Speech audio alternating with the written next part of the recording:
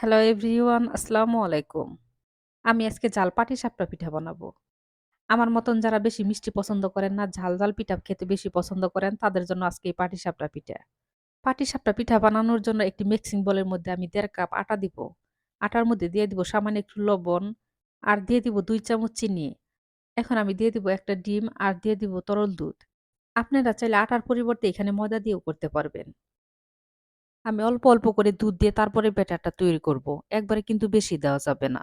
একবারে বেশি করে দুধ দিলে ব্যাটারটা একদম পাতলা হয়ে যাবে। আমি এই ব্যাটার খুব ভালোভাবে ফেটে নিব। কোনো যেন দানা, দানা লাঞ্চ না থাকে। আটার ব্যাটার আমি ২০ মিনিটের জন্য ঢাকনাটা ঢেকে রেখে দেব। আমি পাটিসাপটার ভেতরে যে পুরটা দিব সেই পুরটা এখন তৈরি করে নেব।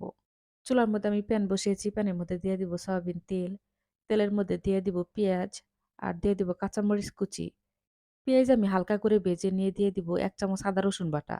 আদা রসুন পেঁয়াজের সাথে আমি তেলের মধ্যে ভেজে নিয়ে দিয়ে দিব ১ চামচ শুকনা মরিচের গুঁড়া আর 1/2 চামচ ভাজা জিরার গুঁড়া আর দিয়ে দিব সামান্য একটু গরম মসলার গুঁড়া। মসলা আমি পেঁয়াজের সাথে ভেজে নিয়ে পেঁয়াজ আমি প্যানের এক পাশে সরিয়ে নেব। এখন আমি প্যানের মধ্যে একটা ডিম ভেঙে দিব। ডিমের মধ্যে দিয়ে দিব সামান্য একটু লবণ। এখন আমি ডিমটা ভেজে নিব। ডিমের মধ্যে এখন আমি দিয়ে দিব গাজর। এখানে আপনারা যেকোনো সবজি এড করতে পারবেন। ডিমের মধ্যে গাজর আমি একটু পরেই দিলাম। গাজর আমি ভেজে একদম নরম করব না। গাজর ভাজাটা হালকা, হালকা হলে দেখবেন যে এই ভাজাটা খেতে বেশি ভালো লাগবে। আবার ভেজে একদম নরম করলে এই ভাজাটা তেমন একটা খেতে ভালো লাগে না। আর যারা নরম পছন্দ করেন তারা একবারে নরম করে ফেলবেন ভেজে।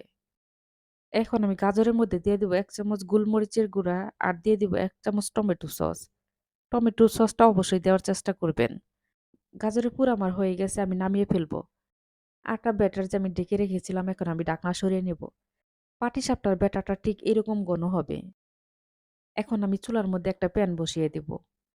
প্যানের মধ্যে আমি সামান্য একটু সয়াবিন তেল দিব। তেল দিয়ে এখন আমি টিস্যু পেপার দিয়ে মুছে নেব। এই পাটিসাপটা পিঠা একটা প্যানের মধ্যে, তাওয়ার মধ্যে বা কড়াইয়ের মধ্যে যার মধ্যেই ভাজেন না কেন, কড়াইটা যেন তেল, তেল থাকে।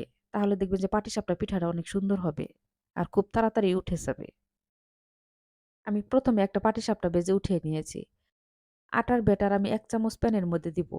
দিয়ে আমি চামচ দিয়ে এরকম করে ঘুরিয়ে, ঘুরিয়ে পাতলা করে নেব। আর চুলার জাল কিন্তু অবশ্যই মাঝারি আঁচে রেখে তারপরে কিন্তু ভাজতে হবে। পাটিসাপটার পুরটা যেন একদম পাতলা হয় আর বেশি ভাজতে হবে না। ঠিক এইভাবে ভেজে নিবেন। এখন আমি পাটিসাপটার পুরটা দিয়ে দিব। পাটিসাপটার যে ভাজটা এখন আমি সেই ভাজটা দিয়ে নেব। এই গাজরের পুর দেওয়ার পরে কয়েক মিনিট ভেজে নিতে হবে উল্টিয়ে পাল্টিয়ে। তাহলে দেখবেন যে খেতে বেশি ভালো লাগবে। এই গাজরের পুর দেওয়ার সাথে, সাথে কিন্তু উঠিয়ে নেবেন না। আমি এভাবে সব কয়টা পাটিসাপটা ভেজে উঠিয়ে নিয়েছি। দেখেন কত সুন্দর হয়েছে। আর আমি একটা মধ্যে ছিঁড়ে দেখিয়ে দিচ্ছি। দেখেন কত সুন্দর নরম আর সফট হয়েছে। খেতে অনেক মজা হয়েছিল। সবাই ভালো থাকবেন। আল্লাহ হাফেজ।